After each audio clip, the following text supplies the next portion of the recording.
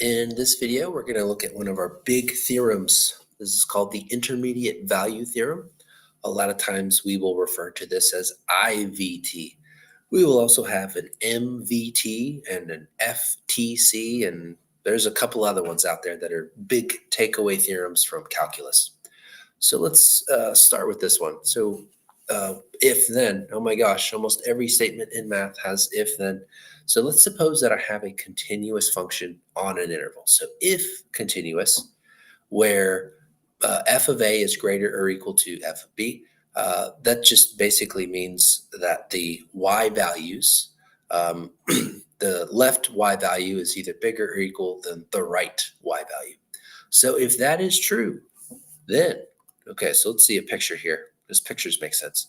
So this green function, y equals f of x, if you were to look at the y value when x is equal to a, that's up here, and then the y value where x is equal to b, that's down there, obviously f of a is larger than f of b, okay?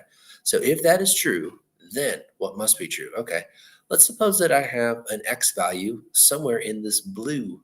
So an x value in between a and b. Well, if this function is continuous, then there should be a y value that is between the two endpoints, assuming that f of a in this case is actually bigger than f of b. So like here I could say x equals c, then this y value would be f of c. In other words, there should be some y value in between or intermediate to these other y values at the endpoint. So if that's true, then I should have some y value either the same as or in between f of a and f of b. Now, on the flip side, if my function was going the other way, like if the green function was increasing versus decreasing, then you basically have the same result. You have a y value in between the two y values at the endpoint, assuming you have a continuous function. If we don't know that it's continuous between a and b for every single point, we could have a hole, or we could have an asymptote, or we could have a jump discontinuity, where it is not guaranteed that we have a y value in between the two y values at the endpoint. So likewise, if I flip those around, if f of a is actually less than or equal to f of b, and I have a continuous function, I know I have a y value either in between or equal to those endpoint y values. So that is the IVT, the intermediate value theorem.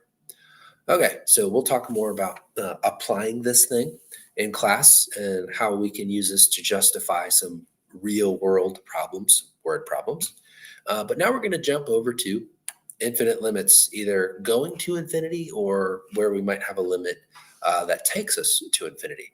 So sometimes we might not tend to a finite value as x values approach some particular thing from the left and from the right, but we might be able to describe where the y values are going with certainty, like maybe they are going to positive infinity or minus infinity.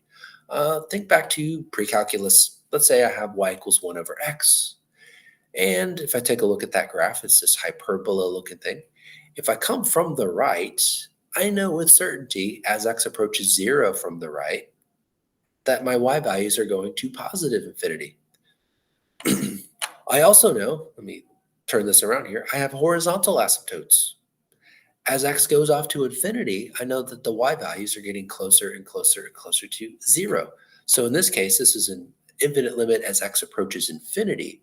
So the whole title here is limits involving infinity. Either x going to infinity, do the y values tend to something, or if the x values are approaching something, are the y values going to infinity? In this case, as x goes to infinity, and I'm looking at the function 1 over x, that definitely goes to 0.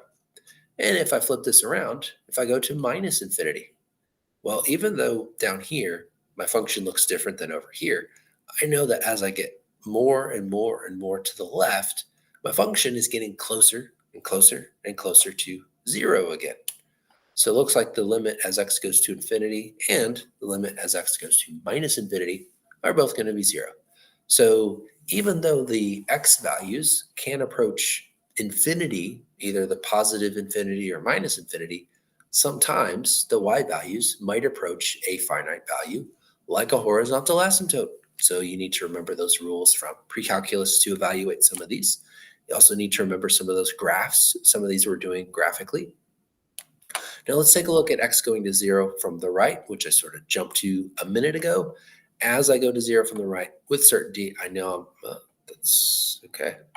Wrong click. I'm going to infinity. So I'm going to positive infinity. Now, if I go from the other direction, 0 from the left, then if I look at the y values here, they're going down. They're not going up. Technically, I should have some arrows at the end there, but I got my picture cut off a little bit, so no arrows. I'm going to minus infinity. So I'm going down, down, down. Sometimes we're doing that. Okay, so if I look at the limit as x goes to 0, oops, I guess I missed a slide here, then I would say does not exist because from the right and from the left, I get different infinities. However, I can still evaluate this one-sided limit and this one-sided limit. So those are some limits involving infinity. Just some tricks and tips. Remember some of your skills learned from pre-calculus. Remember how to evaluate horizontal asymptotes, vertical asymptotes. Remember what the graphs of various functions look like. Sometimes you are going to just have to sketch a rough version of what your function looks like on like a no calculator section, which you will have on a test, either in this class or on the AP exam. That should give you plenty of information to get started on those Schoology questions.